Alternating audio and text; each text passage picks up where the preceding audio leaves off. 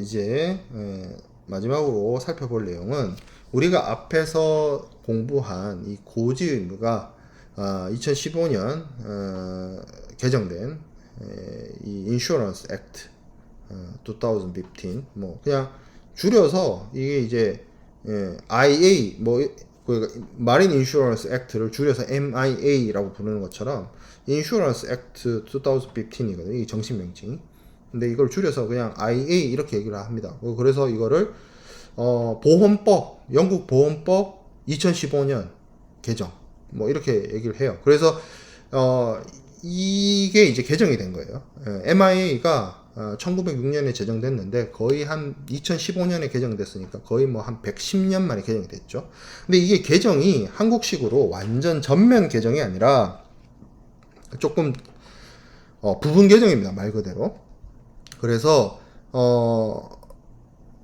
이 문제가 많았죠. 뭐 사실 이게 아무리 그 영국이나 이런 영미법계가 불문법 국가라 할지라도 성문법이 너무 오랫동안 변화 없이 그대로 유지되었기 때문에 실제 그 어떤 실무의 간행이나 이런 것들, 그리고 실제 재판에서 이루어지는 판결이나 이런 것들이 너무 많이 MIA에 있는 내용하고 동떨어진 판결이 나오거나 실무 간행이 동떨어져 있거나 그런 것들이 너무 많았어요. 그래서 그런 것들을 수용을 하고, 그리고 MIA가 제정되던 당시까지만 하더라도 아무래도 보험자한테 유리한 내용들이 많았기 때문에 피보험자의 입장이나 이런 것들을 고려해서 양측의 어떤 균형 있는 어떤 득실 관계를 만들고자 노력을 했기 때문에 좀 이 보험과 관련된 성문법 개정의 필요성을 느꼈고, 기본적으로 그래서 영국이 이제 소비자, 그러니까 기업이 보험에 드는 게 아니라 우리 같이 개인이 보험에 들 때 적용할 수 있는 소비자 보험법, 이거를 2012년에 만들었고, 그리고 2015년에는 이제 기업들이 보험을 부보를 하는데 이제 B2B 거래를 얘기하는 겁니다. 그래서 그것에 적용할 수 있는 새로운 보험법 개정이 이루어졌어요. 그래서 이 기업 보험의 특성을 갖고 있는 해상보험법 요 부분은 MIA를 완전히 뜯어 고친 건 아니고 MIA에 있는 내용 중에 몇 가지 것들을 새로운 내용으로 개정을 해서 새롭게 법은 2015년에 제정이 됐는데 실제 적용은 2016년부터 시작이 돼서 얼마 안 됐죠. 한 5년 정도 됐습니다.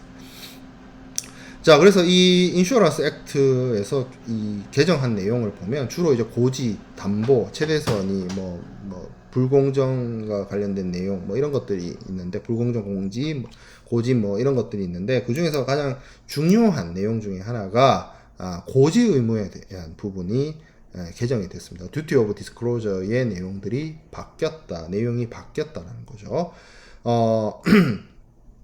이 부분은 이제 제가 앞서 설명했던 부분의 연장선인데, 그래서 MIA 제 18조, 19조, 20조 이게 다 이제 Duty of Disclosure와 관련된 내용들이에요. 그것들이 다 인슈어런스 액트의 제정으로 인해서 삭제됐다. 적용하지 않는다. 인슈어런스 액트의 내용을 MIA보다 더 우선 적용한다. 그러면 반대로 인슈어런스 액트에 규정되어 있지 않는 내용은 어떻게 하느냐? 그건 MIA 규정을 따른다. 영국 법이 바뀌었는데 무슨 문제냐? 왜? 이것이 MIA. 그러니까 제가 영국의 법과 간섭이 우리나라에서 보험 계약을 체결하는 한국의 기업이나 한국의 보험회사에도 영향을 준다라고 설명을 했습니다.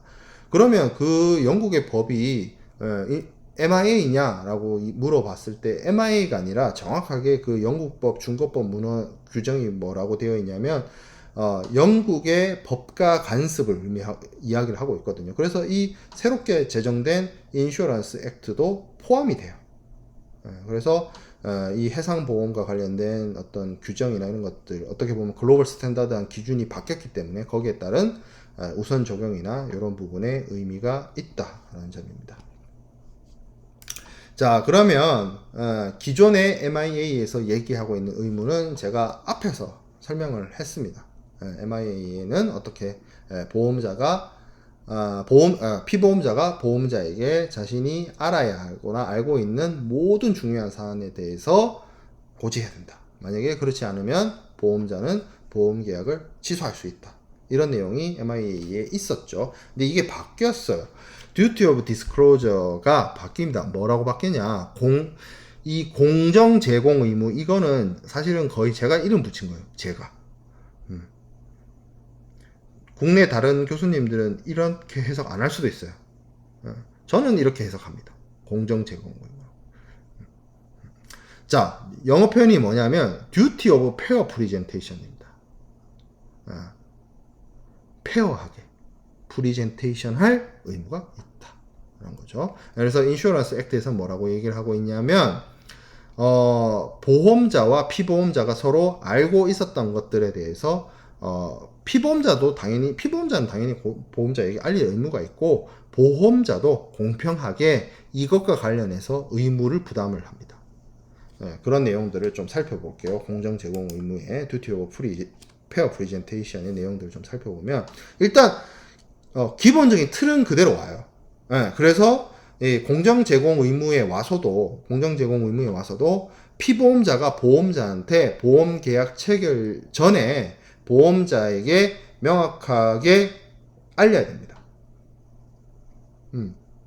근데 이거는 조금 이런 식으로 했다 보니까 어떤 문제가 발생되냐면 모든이란 표현이 들어가잖아요. 모든. 그런데 그 모든이란 게 전부를 의미할 수도 있지만 쓸모없고 필요 없는 정보들도 전달하게 되는 문제가 발생해야 돼요. 그러니까 핵심적인 보험 계약 체결과 어떤 보험 요율을 산정하는 데 있어서의 핵심적인 내용만 오는 게 아니라 저런 식으로 every material circumstance, every fact 이렇게 표현을 하다 보니 피보험자에서 보험자에게로 가는 정보에 쓸데없는 정보도 넘어갈 수 있다는 거죠. 그래서 뭐라고 얘기를 하고 있냐면 보험 계약 체결 전에 본인이 알고 있는 위험과 관련해서 보험자에게 성실하게 기대할 수 있을 정도의 실체적으로 정확한 모든 표시를 해야 된다.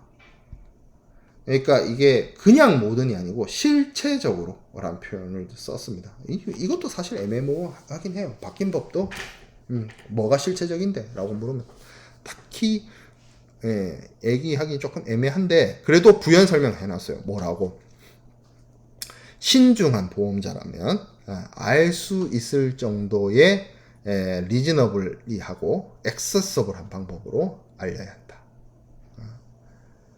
그리고 여전히 이 공정 제공 의무에 와서도 보험자가 미리 알고 있는 건 굳이 알릴 필요 없다라고 이야기를 하고 그리고 대리인도 대리인이 알고 있는 사안에 대해서 고지해야 된다. 그리고 그런 것들이 있어서 당연히 대리인도 의무를 수행하는 부분이기 때문에 이거는 사실 대리인과 관련된 부분은 앞서 우리가 살펴봤던 MIA와 크게 달라질 것은 아니고요. 자, 그러면 비슷한 것 같은데 크게 달라진 것 같지 않은데 도대체 뭐가 달라졌지라고 의문이 들 수 있어요. 진짜 MIA와 인슈어런스 액트가 다른 지점은 이 부분이에요. 요거예요. 핵심은 이거예요. 추가 질의 제도입니다. 추가 질의 제도. Further Inquiry인데 이제 이 새로운 페어 프리젠테이션 제도 하에서는 피보험자가 자신이 아는 중요한 사항을 고지 안 했어요. 제대로 안 알렸어요. 근데 신중한 보험자라면 필요한 정보가 안 왔는데 라고 판단을 해야 된다는 거야. 신중한 사람이니까. 보험회사 입장. 그러니까 예전에는 MIA에서는 뭐라고 했어요? 피보험자가 보험자한테 모든 사항을 알려라 라고 했지만 반대로 페어 프리젠테이션 제도 하에서는 정보가 왔는데 보험자가 한번 판단을 해보는 거예요. 이런 정보를 알려줬는데 이런 정보 가지고는 뭔가 파악하기 어려운데 어떤 추가적인 정보가 있어야 되는데 라고 보험자가 판단했다면 피보험자가 아니라 보험자가 판단했다면 보험자가 되물어라.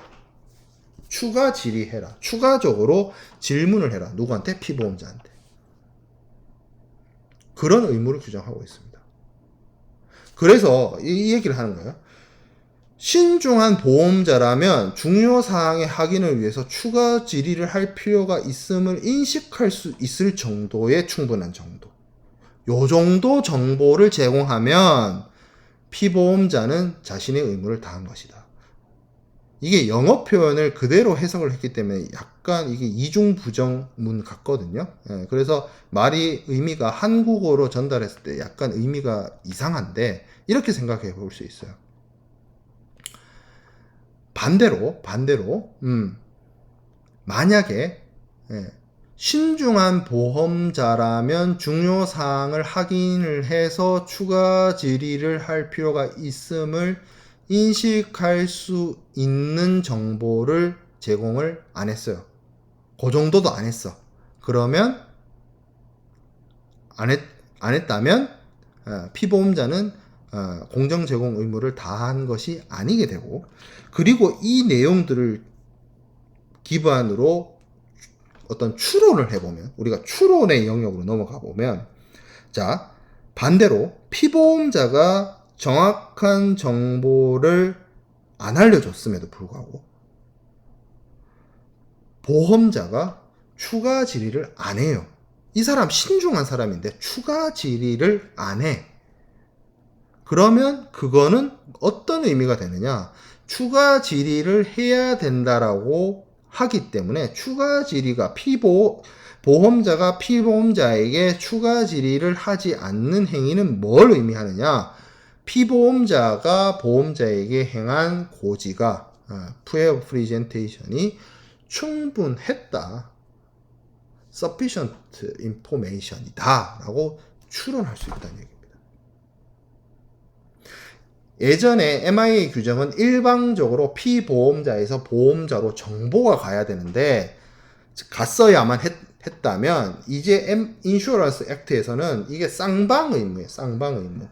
기본은 피보험자가 여전히 보험자한테 충분한 모든 정보를 알려줘야 되는데 그걸로 그치는 것이 아니라 이게 부족하다면 야 이거 말고 더 많은 정보를 내놓아라 라고 추가적인 질의를 해야 되는 의무가 보험자에게 생겨났다. 그래서 보험자가 단순히 피보험자의 고지 의무 이행에 대해서 수동적으로 이걸 받는 역할에서 벗어나서 피보험자가 고지한 것에 대해서 만족하는지 충족하는지를 판단하고 생각을 해서 분석해서 이거 문제 있다. 이거 추가적으로 질의해야 되는 역할을 부여하는 거예요. 누구한테? 보험회사한테. 보험자한테.